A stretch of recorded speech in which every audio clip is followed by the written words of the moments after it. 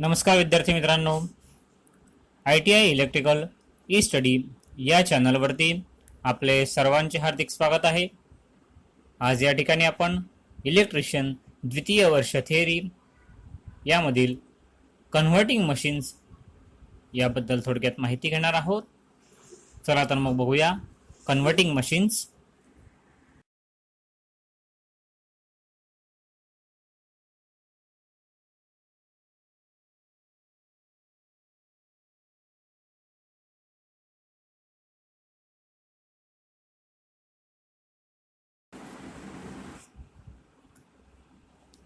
आपल्या नेहमीच्या वापरामधली जी वीज आहे ती वीज जास्त करून AC या प्रकारामधली असते। या काळातलं जे विजेची निर्मिती आहे म्हणजे विजेचे जनरेशन, विजेचं वहन आहे म्हणजे ट्रान्समिशन आणि विजेचं वितरण म्हणजेच डिस्ट्रीब्युशन, हे जे काही जनरेशन, ट्रान्समिशन आणि डिस्ट्रीब्युशन आहे हे AC प्रवाहानेच केलं जातं। बहुसंख्य ठिकाणी ज्या AC वर चालणाऱ्या मशीन आहे त्या AC वर चालणाऱ्या मशीनचाच जास्त करून वापर केला जातो, कारण AC सप्लायची जी निर्मिती आहे, AC सप्लायची निर्मिती, वहन आणि वाटप हे जो DC सप्लाय आहे त्या DC सप्लायपेक्षा जास्त स्वस्त आणि फायदेशीर ठरत असतं। परंतु काही विशिष्ट ठिकाणं जी असे आहेत की त्या ठिकाणी फक्त आपल्याला DC सप्लायचीच आवश्यकता असते, म्हणून अशा ठिकाणी जर आपल्याला AC सप्लाय उपलब्ध असेल तर त्या AC सप्लायचं आपल्याला DC सप्लायमध्ये रूपांतर करणं त्या ठिकाणी आवश्यक असतं। आणि म्हणून अशा DC सप्लायची आवश्यकता ज्या ठिकाणी आहे अशा ठिकाणी AC सप्लायचं DC सप्लायमध्ये रूपांतर करण्यासाठी जे यंत्र वापरलं जातं त्या यंत्राला आपण कन्व्हर्टिंग मशीन म्हणजे कन्व्हर्टिंग यंत्र असं म्हणतो। AC सप्लायचं DC सप्लायमध्ये रूपांतर करण्यासाठी जे यंत्र वापरलं जातं त्या यंत्राला किंवा त्या मशीनला आपण कन्व्हर्टिंग मशीन असं म्हणत असतो। हा जो DC सप्लाय आहे त्या DC सप्लायची आवश्यकता आपल्याला कोणकोणत्या ठिकाणी पडते ते बघूया। बॅटरी चार्जिंग आहे, ज्या ठिकाणी आपल्याला एखादी बॅटरी चार्ज करायची आहे त्या ठिकाणी आपल्याला DC सप्लायची आवश्यकता पडते। त्यानंतर इलेक्ट्रोप्लेटिंग आहे, धातूचं शुद्धीकरण आहे, इलेक्ट्रिक ट्रॅक्शन म्हणजे रेल्वे आहे, कंट्रोल सर्किट आहेत, टेलिफोन आहे, इलेक्ट्रॉनिक्स उपकरणं आहेत, सिनेमा प्रोजेक्टर मधला जो आर्क लॅम्प आहे त्या आर्क लॅम्पसाठी आणि आर्क वेल्डिंगसाठी अशा बऱ्याचशा ठिकाणी आपल्याला DC सप्लायची आवश्यकता पडते। आणि म्हणून असा DC सप्लाय मिळवण्यासाठी आपण त्या ठिकाणी जो उपलब्ध AC सप्लाय आहे त्या AC सप्लायचं DC सप्लायमध्ये रूपांतर करत असतो आणि त्यासाठी जे यंत्र वापरलं जातं आपण त्याला कन्व्हर्टिंग मशीन्स असं म्हणत असतो।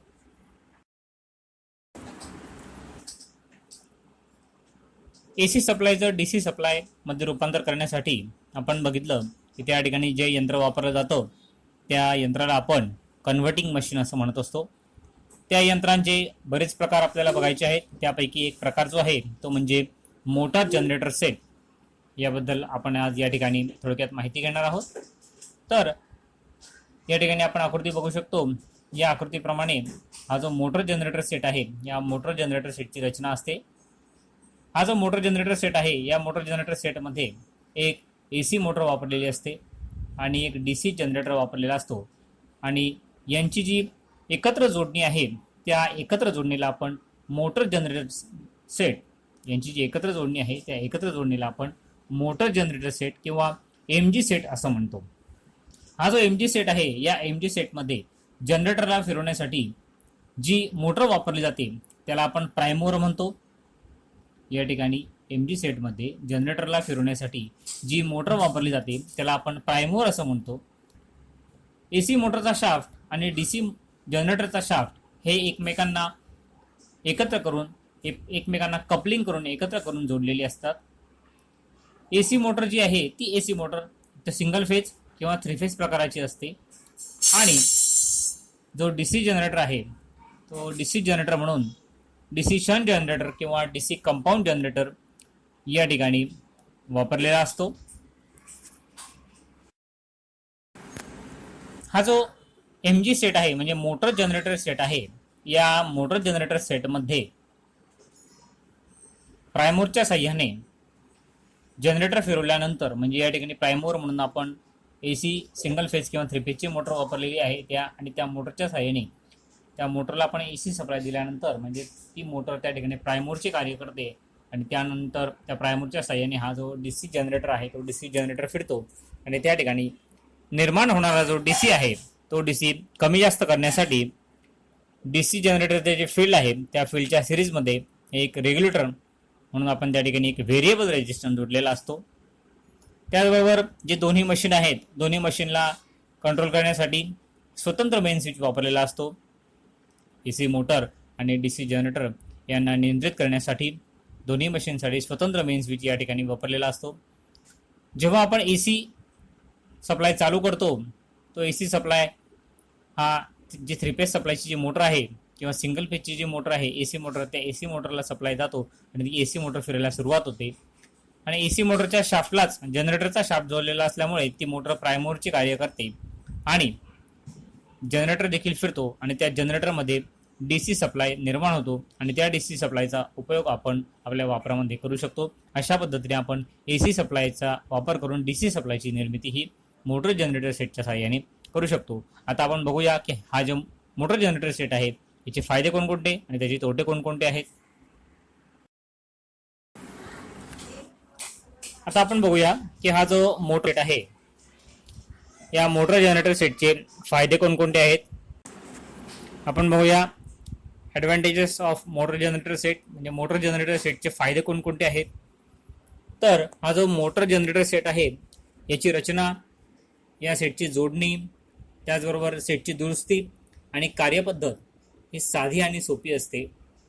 हा एक फायदा आहे की हा जो मोटर जनरेटर सेट आहे या मोटर जनरेटर सेटची रचना त्याचबरोबर जोडणी ही साधी आणि सोपी असते.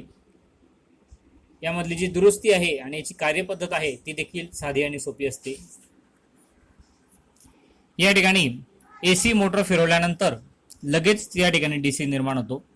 AC सप्लाय आपण ज्यावेळेस मोटरला देतो मोटरच्या साहाय्याने ज्यावेळेस मोटर फिरली की त्याला कपलिंग केलेला जनरेटर फिरतो आणि तात्काळ आपल्याला DC सप्लाय उपलब्ध होतो.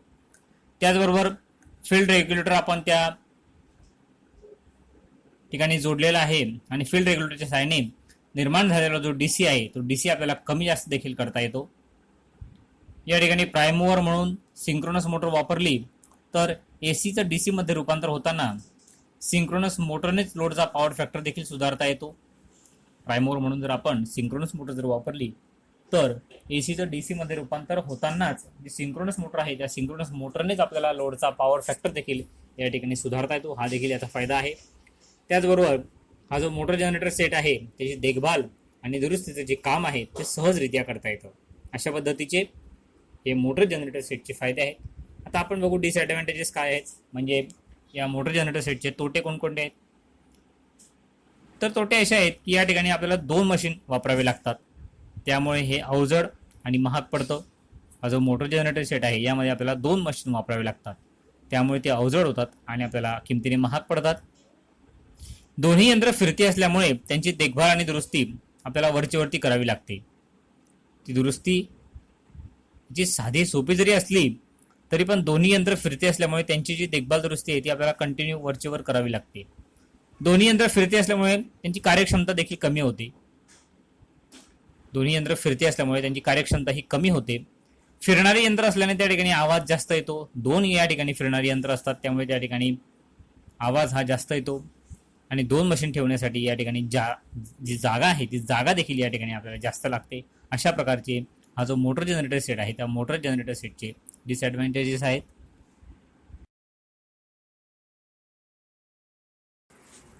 विद्यार्थी मित्रांनो, आज या ठिकाणी आपण जे प्रायमरी सेल आहे त्या प्रायमरी सेलपैकी जे carbon zinc cell, alkaline cell, mercury cell, त्याचबरोबर सिल्व्हर ऑक्साईड सेल आणि लिथियम सेल याबद्दल थोडक्यात माहिती घेतली. धन्यवाद. आज या ठिकाणी आपण कन्व्हर्टिंग मशीन्स म्हणजे ज्या ठिकाणी आपल्याला DC सप्लायची आवश्यकता असते आणि आपल्याला उपलब्ध जर AC सप्लाय असेल तर AC सप्लायच्या साहाय्याने DC सप्लायमध्ये रूपांतर करण्यासाठी जे आपण मशीन वापरतो त्या मशीनला आपण कन्व्हर्टिंग मशीन म्हणतो. आणि त्या कन्व्हर्टिंग मशीन पैकी जो पहिला प्रकार आहे तो म्हणजे मोटर जनरेटर सेट. या मोटर जनरेटर सेटबद्दल आपण या ठिकाणी त्याची रचना, त्याचे फायदे आणि तोटे याबद्दल थोडक्यात माहिती घेतली. नमस्कार, धन्यवाद.